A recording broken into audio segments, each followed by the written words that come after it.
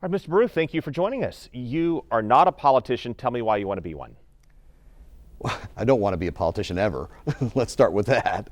But I do want to be somebody that goes to Washington to fix the large problems this country faces. You've got some interesting ads. Who were those experts who told you you're supposed to stand there and read off a prompter?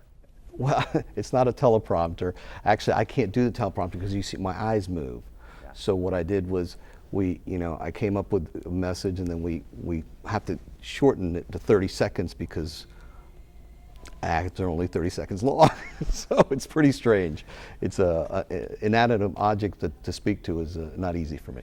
So you say Washington politicians are worthless. You don't mean all politicians in Washington. Some of them you like. Not many.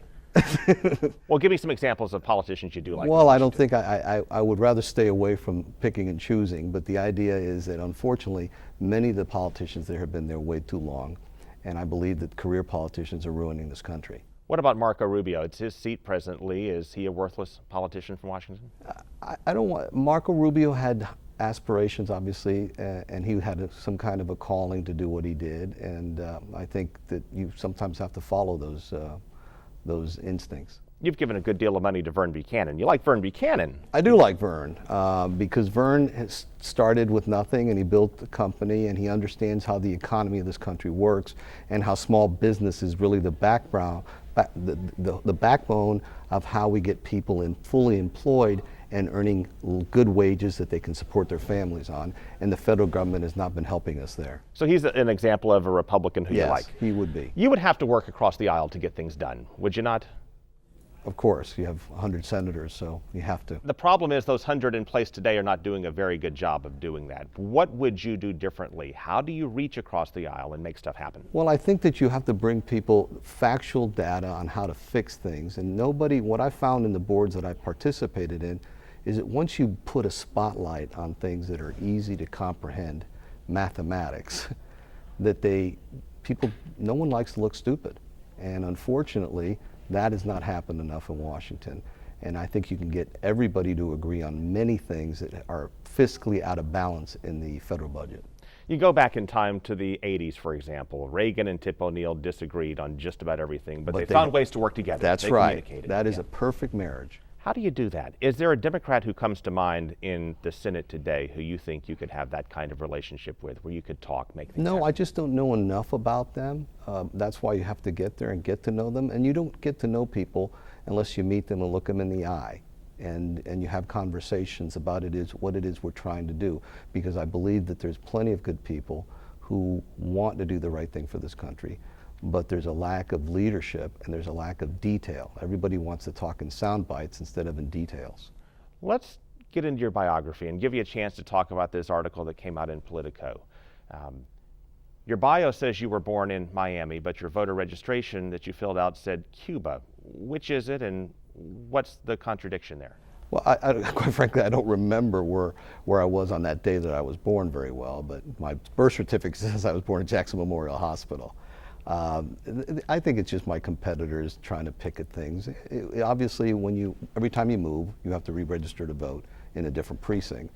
So I suspect that somebody in my office accidentally filled in a blank, and they've turned it into a great big deal. I think it's actually sort of funny.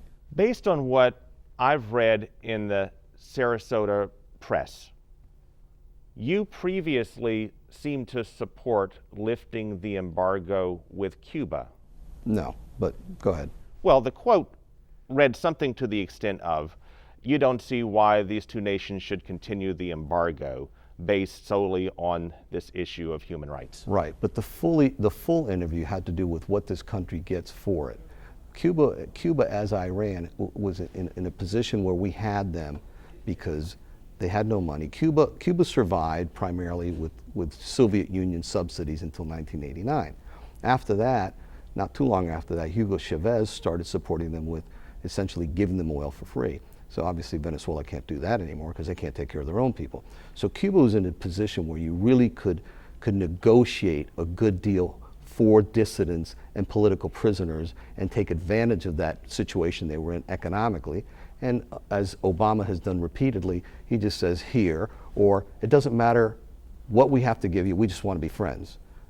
In the Iran deal, Basically, he said, I'm not walking out of here without a deal. Well, when you walk into a negotiation and basically say you're not going to walk out without a deal, the other side's already won before you even sit at the table. Where do you go with Cuba from here? Where do you go from Cuba? You have to try to reduce the economic availability that we've made to them. Financial, there's a lot of people that want to do business with Cuba, and it's not for the right reasons. But there's a lot of people who like to profit from being insiders, and that's what's going to happen.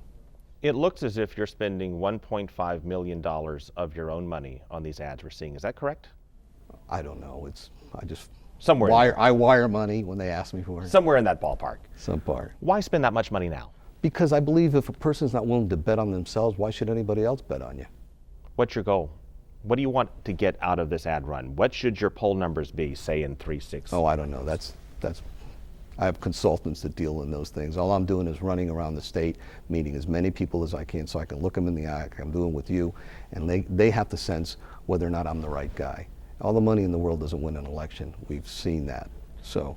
And you're a friend of Governor Scott. Assess his role as governor the past few years on a scale of 1 to 10. 10.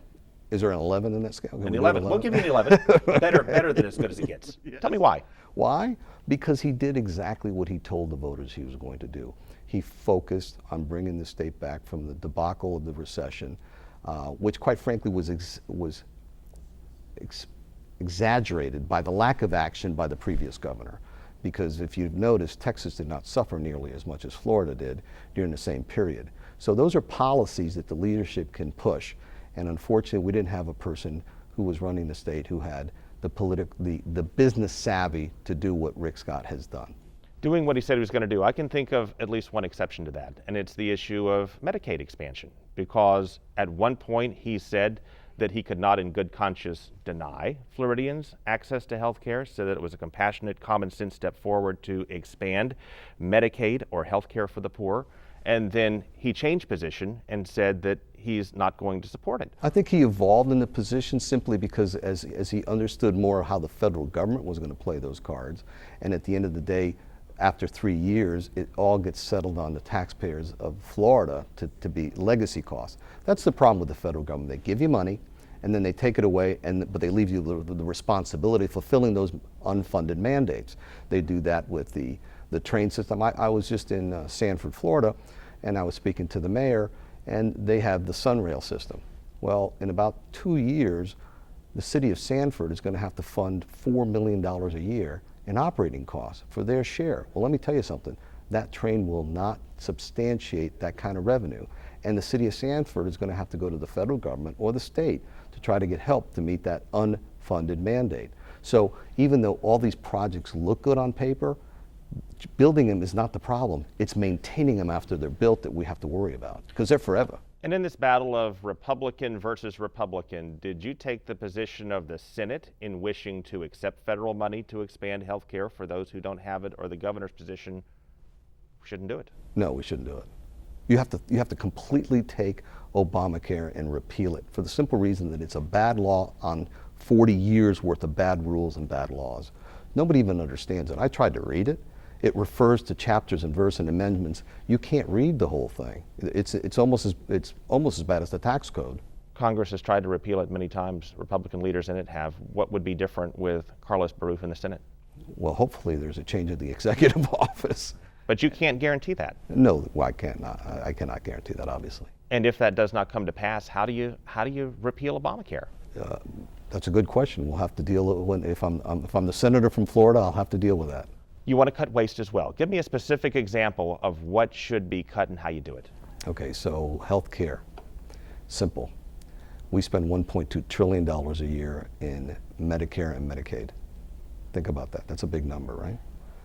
The Florida Health Care Commission, who I was fortunate enough to chair, we brought in experts from 3 distinctly different geographic parts of the country, non-political, no political affiliation to Florida. Dr. Martin McCary from Johns Hopkins, Baltimore. We brought Keith Smith from Oklahoma City, and we brought Brent James from Salt Lake City. I don't care what their party affiliation is. What I do care is what they carry in their head. Really bright guys. all three of them agree that there's 35 to 50% waste in the delivery of health care in this country. So if you think about just that one item, just one, and there's many, and you could shave 20% of $1.2 trillion a year, that's $240 billion a year in savings. There is no efficiency and accountability in the federal government because everybody's too busy legislating and getting soundbite and publicity instead of doing their job. When you get people in Washington that actually go to work at 6 in the morning and don't quit till 7 or 8 o'clock at night, it's amazing what might be accomplished. You also speak of securing the border. How do you do it, and do you support Donald Trump's plan to build that wall and make Mexico pay for it? Well, I'd love to have anybody pay for it other than the American taxpayer, so that's for sure. But closing the border is a necessity, not just for the immigration issue, it's also a terrorist threat, and you have $5 heroin in different parts of this country, and 70% of the heroin comes through that border. Now, we have heroin, children are being killed by that heroin that's being brought into this country.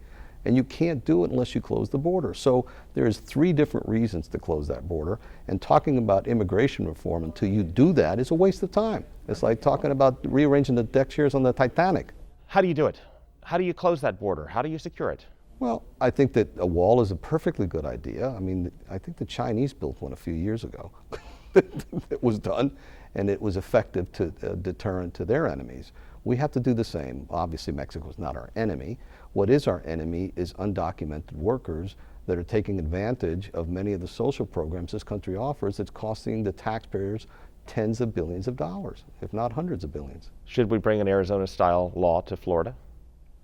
I don't think we have the same issues as Arizona. They have a border. We obviously are three states separated from the border. Then for the 11, 12 million plus who are living here illegally, what would you do? Deport them? I think that talking about that portion of immigration reform until you close the border is a moot point. I'm a business person who I eat elephants, but you eat them at one bite at a time. And the first bite has got to be closing the border. Voters are looking for integrity, obviously, this election. How do you define integrity? And when is the last time you showed it? Every day. Every day you show integrity, and you define it by just doing what you say you're going to do, period. It's very simple.